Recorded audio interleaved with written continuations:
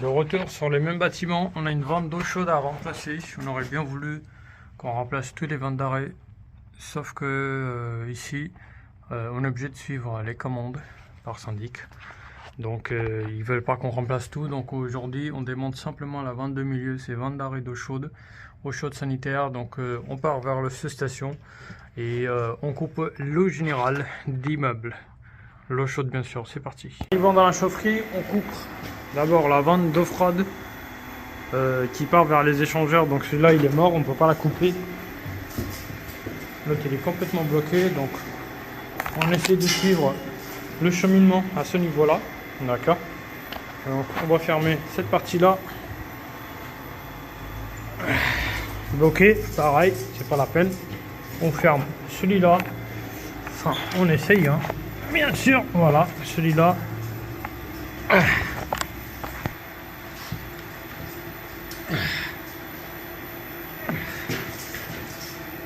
Putain, pompe eau chaude sanitaire, on met à l'arrêt.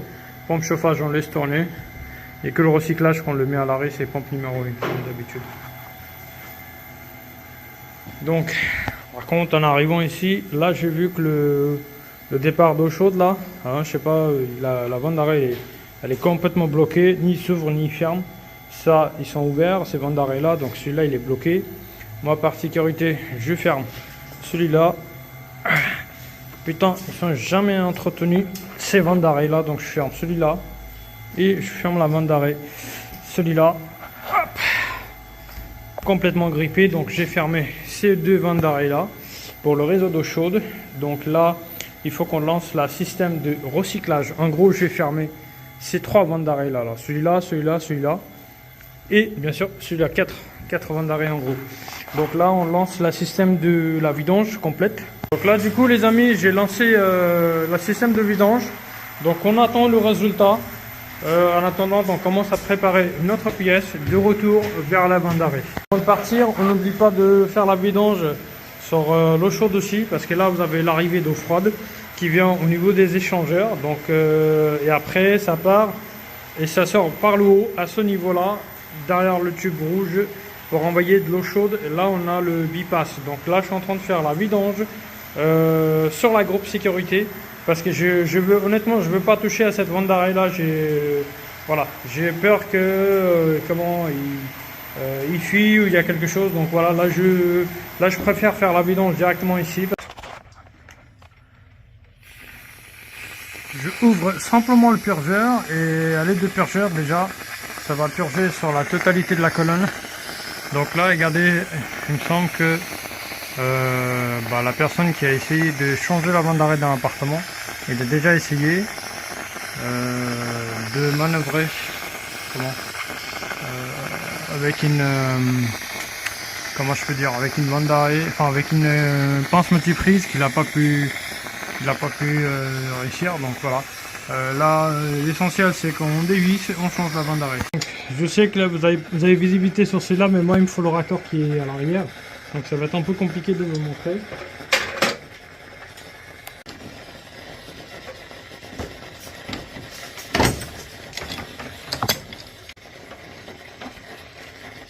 Je pensais qu'il n'avait pas ouvert alors qu'il avait ouvert. Voilà.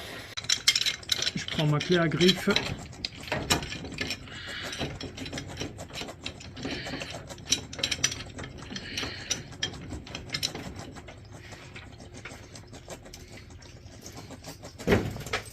Hop, impeccable. Voilà comment ça se passe, les amis. Vous voyez, même le recyclage il bouge. Tout ça, c'est des choses que je déteste.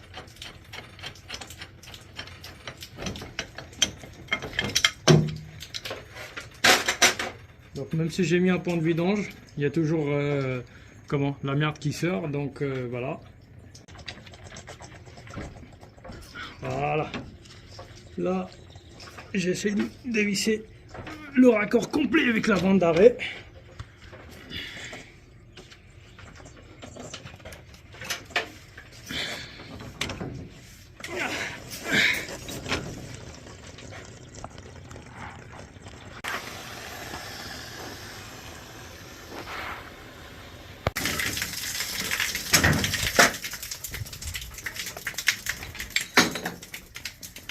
Le problème des gens, c'est que les gens ils ne comprennent pas que je suis en train de changer les vannes d'arrêt au pied de colonne. Là, le plus gros problème, c'est que dans la résidence, ils n'ont pas de clapet anti-retour, clapet anti-pollution.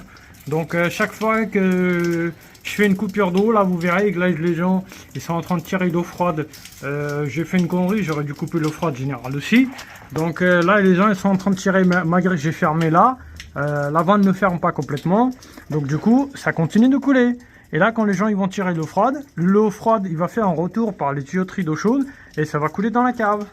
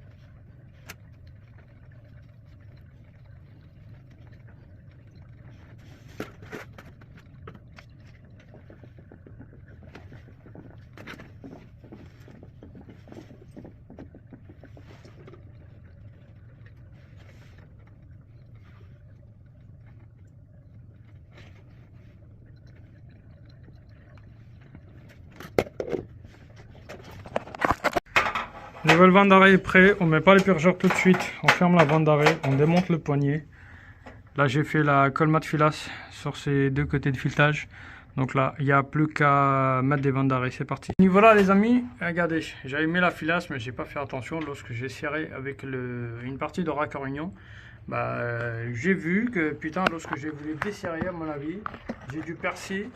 Parce que j'ai trouvé ça vraiment bizarre que j'ai réussi à dévisser assez facilement. Donc là, du coup, je vais couper un peu plus loin. Et il va falloir que j'aille chercher une bobine et comment il s'appelle la merde là. Une bobine et un raccord Jubo manche en compresse mâle femelle pour que je puisse m'adapter. Donc là, une fois le raccord coupé, il n'y a plus qu'à passer la toilandrie. Regardez le raccord, à quoi ça ressemble du plus près. Il y a un trou là. Et un trou là. Donc moi je pense que c'est moi avec la clé à griffe, mais l'autre côté je m'en doute quand même qu'est-ce que c'était avant ou pas. Donc le fait que comment c'est rouillé, ça m'étonne pas que ça se perce. Donc là du coup j'ai un raccord Jubo manche en compresse qui va venir directement là-dessus, mais avant il faut bien que je passe un coup de toile émery pour nettoyer le tube. Regardez à quoi ça ressemble l'état du tube à l'intérieur. Il y a de la fumée encore, parce que je viens de juste couper.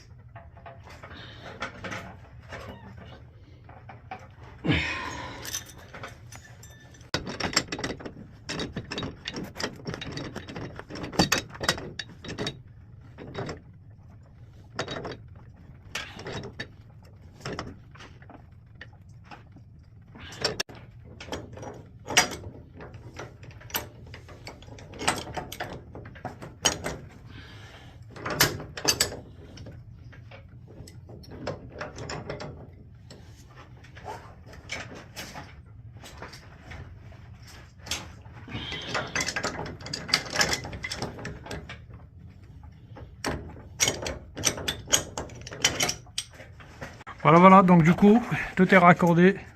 Finito. Donc là, on va aller mettre l'eau en route. On ferme bien les purgeurs. Hein. Donc, vente d'eau froide, il ferme pas. Ben, je vais remettre quand même la poignée. Donc, voilà. Regardez, j'ai rajouté le manche en compresse, un raccord Gébo. Donc, tout est serré. Il n'y a plus qu'à mettre l'eau en route et on regarde notre résultat. Retour dans la chaufferie. Donc, là, de chauffage. Notre réseau d'eau froide. Donc d'abord on met le recyclage en route. Impeccable. Maintenant on vient très bien mettre le réseau eau froide qui va alimenter l'eau chaude. On est à 0 bar de pression carrément, voyez. Donc là c'est l'arrivée d'eau froide qui rentre dans les échangeurs et on va voir de la pression qui va monter là et là. Donc on était entre, je peux dire entre 2 et 4 bars, on peut dire à peu près à 3 bars. Donc là,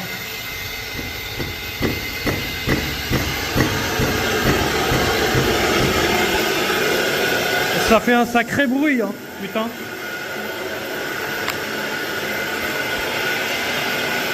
Là c'est en train de monter la pression. Il y avait tellement de brouillard par rapport aux échangeurs. Regardez, ça a commencé à faire la condensation sur le chaude d'eau froide. Et là dans le couloir de la chaufferie, regardez, ça a fait une forte condensation. Parce que comme j'avais mis un vidange, bah, ça vidait que l'eau chaude. Regardez.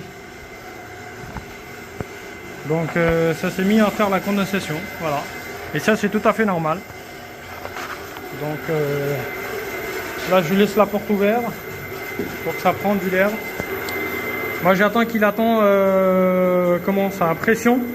Donc le pression qui est réglé, c'est, je pense c'est automatiquement 3 bars. Et une fois qu'il attend sa pression, moi je viens mettre les pompes de recyclage en route. Et en attendant, je peux profiter à passer un coup de balai, enfin un coup de raclée.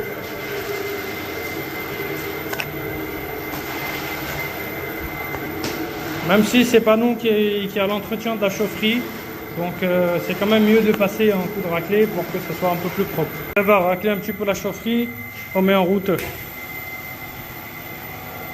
pompe eau chaude recyclage, eau chaude sanitaire recyclage.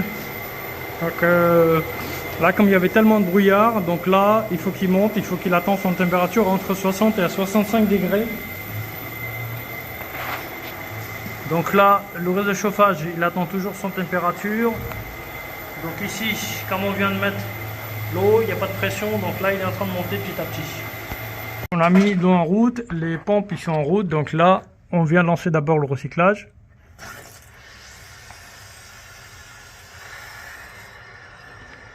Alors maintenant, par sécurité, je vais ouvrir quand même un tout petit peu le purgeur d'eau chaude. Ah bah là déjà ça commence à fuir, déjà sur le recyclage, toujours des problèmes. Putain là j'arrive même plus à mettre la main. Allez. Oh, putain, quel bordel.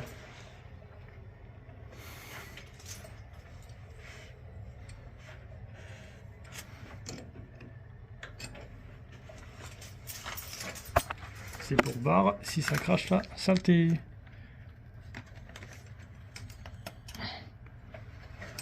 Voilà, j'en étais sûr de moi. Donc là, le fait que comment ça coule pas assez, c'est que forcément il y a un bouchon derrière. Et puis de toute façon, on n'a pas d'autre choix, ça va monter dans les mousseurs. Il va falloir qu'ils soient nettoyés depuis l'appartement, les appartements.